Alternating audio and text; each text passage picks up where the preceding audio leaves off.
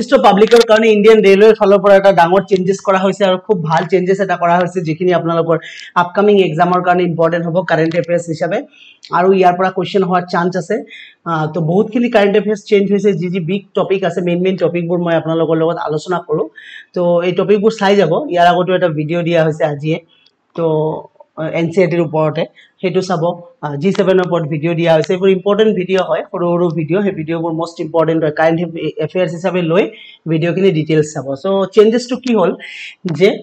north ইষ্টত Indian railway connectivity বঢ়াই আছে via Bangladesh তাৰ মানে কি এতিয়া ধৰক ইণ্ডিয়াৰ যিকোনো স্থানৰ পৰা যদি কৰবাত যাব লাগে দিল্লীৰ পৰা হওক ওয়েস্ট বেংগলৰ পৰা হওক ইউপিৰ পৰা হওক বিহাৰৰ পৰা হওক নৰ্থ ইষ্টত যিকোনো এখন ষ্টেটত সে মেঘালয় অৰুণাচল মিজোৰামত যদি যাব লাগে ৰেলৱে কানেক্টিভিটি নাছিলে ইণ্ডিয়ান ৰেলৱে কি কৰিলে এবাৰ বাংলাদেশ হৈ নৰ্থ ইষ্টৰ প্ৰতিটো ষ্টেটত যাতে ইণ্ডিয়া যিকোনো ঠাইৰ পৰা মানুহ আহিব পাৰে তাৰ ব্যৱস্থা কৰিছে তো ব্যৱস্থাটো কি অলৰেডি তো নৰ্থ ইষ্ট ষ্টেট কেইটা দেখিছে কি আছে আমাৰ অৰুণাচল প্ৰদেশ আছে নাগাল্যান্ড আছে মণিপুৰ আছে মিজোৰাম আছে ত্ৰিপুৰা আছে মেঘালয় আছে সিকিম আছে ঠিক আছে আৰু আমাৰ গেটওয়ে অফ নৰ্থ ইষ্ট হল অসম ঠিক আছে এই 8টা ষ্টেট আছে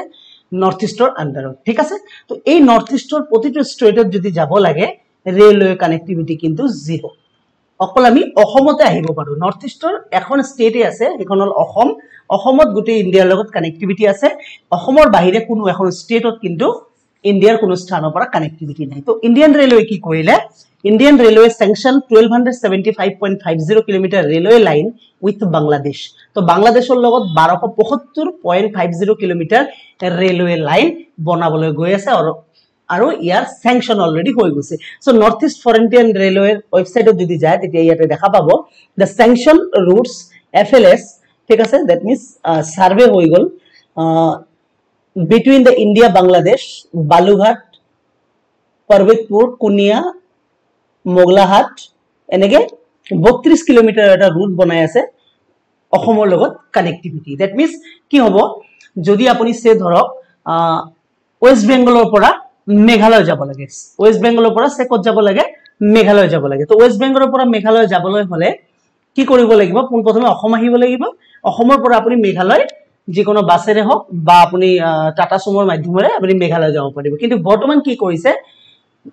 ওয়েস্ট বেংগলৰ পৰা ট্ৰেইন ষ্টাৰ্ট হ'ব ওয়েস্ট বেংগলৰ পৰা ট্ৰেইন ষ্টাৰ্ট হ'ব আৰু এই ট্ৰেইনখন বাংলাদেশ হৈ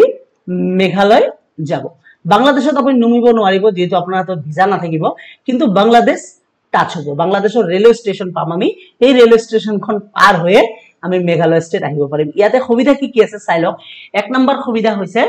যে আমাৰ দূৰত্ব বহুতখিনি কমি যাব এটা মই যদি एग्जांपल দিও যে ওয়েস্ট বেংগলৰ পৰা মেঘালয় আহিবলৈ বৰ্তমান মোৰ দূৰত্ব হৈছে মানে সময় লাগে 23 ঘণ্টাৰ পৰা 24 ঘণ্টা বুজি পাইছে নে 23 ঘণ্টাৰ পৰা 24 ঘণ্টা লাগে কলকাতাৰ পৰা মানে ওয়েস্ট বেংগলৰ পৰা মেঘালয়লৈ আহিবলৈ কিন্তু যেতিয়া এই ৰেলৱে কানেক্টিভিটিটো কমপ্লিট হৈ যাব তেতিয়া কি হ'ব ওয়েস্ট বেংগলৰ পৰা মেঘালয় আহিবলৈ মাত্ৰ 3 ৰ পৰা 4 ঘণ্টা লাগিব তো ভাবি চাওক কিমানখিনি ডিসটেন্স কমি যাব নট অনলি মেঘালয় প্ৰতিটো ষ্টেটত যোৱাৰ কাৰণে দূৰত্ব বহুত কমি যাব বুজি পাইছে ওয়েস্ট বেংগলৰ পৰা অসমৰ ডিসটেন্স মাত্ৰ 38 কিলোমিটাৰত কভাৰ কৰি দিব এই ৰেলৱে লাইনটো কিন্তু অকল বাংলাদেশ টাচ হ'ব বাংলাদেশৰ যিবোৰ ৰেলৱে ষ্টেচন আছে সেইবোৰ টাচ হ'ব তাত আমাৰ ইণ্ডিয়ানে নমিব নোৱাৰিব যেহেতু হাতত ভিসা নাথাকিব বা পাসপোৰ্ট নাথাকিব তে বুজি পাইছে নে তো বাংলাদেশৰ গভৰ্ণমেন্টৰ লগত এখিনি সমঝোতা কৰা হৈছে কৰি কেনে 12075.50 কিলোমিটাৰ ৰেলৱে লাইন স্যাংশন দিয়া হৈছে এই 2024 তে ঠিক আছে এতিয়া আমি চাও যে ইয়াৰ আগতে বাংলাদেশ আৰু ইণ্ডিয়াৰ লগত ৰেলৱে কানেক্টিভিটি কি আছিল ৰেলৱে কানেক্টিভিটি মুঠ এইকেটা আছিল 8টা কানেক্টিভিটি আছিল ঠিক আছে গেদে দৰ্শনা বাংলাদেশ ক্ৰসিং পেটাৰপুল বেনাপোল সিংহাৰবাদ ৰোহনীপুৰ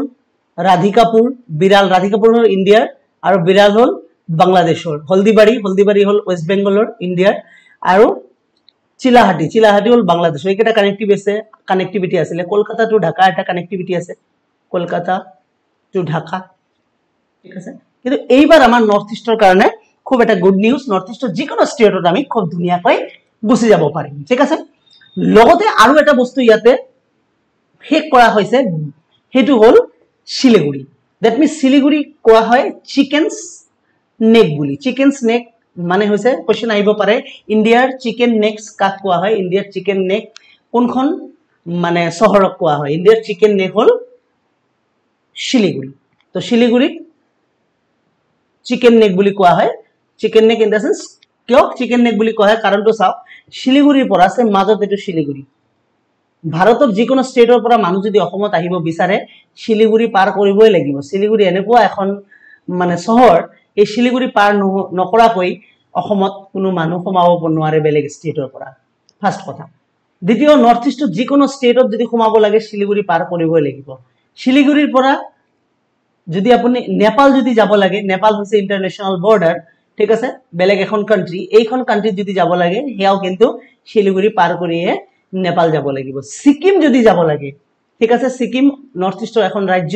এই সিকিম যাবলৈ হলেও কিন্তু শিলিগুৰি পাৰ কৰিব লাগিব এই কাৰণে শিলিগুৰি কোৱা হয় চিকেন স্নেক বুলি তো মোস্ট ইম্পৰ্টেন্ট এটা কোশ্চেন চিকেন নেক্স শিলিগুৰি কোৱা হয় বুজি পাইছে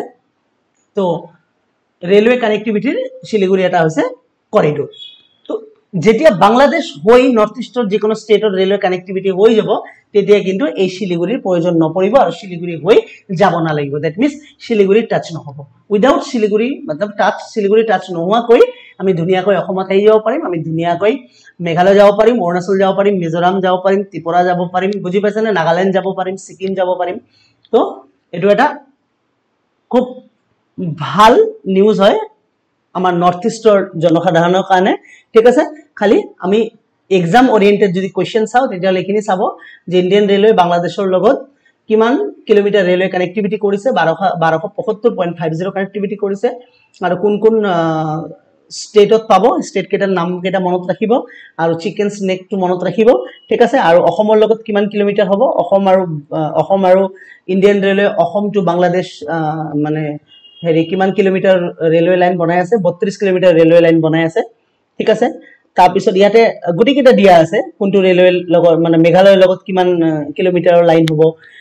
নাগালেণ্ডৰ লগত কিমান কিলোমিটাৰৰ লাইন হ'ব গুটিখিনি এটো দিয়া আছে যদি ইয়াৰ পিডিএফ টো লাগে আপোনালোকৰ যে এখিনি পঢ়িব মেইনলি মই এটো বস্তু এনে দেখালো যেটো স্ক্ৰিনত অলপমান সৰু লাগিছে পঢ়াত অলপ দিগদাৰ হৈছে আপোনালোকৰ তো এই পিডিএফ টো মই টেলিগ্ৰাম চেনেলত দি দিম টেলিগ্ৰাম চেনেলৰ লিংক ডেসক্ৰিপচন বক্সত আছে জয়েন হৈ লওক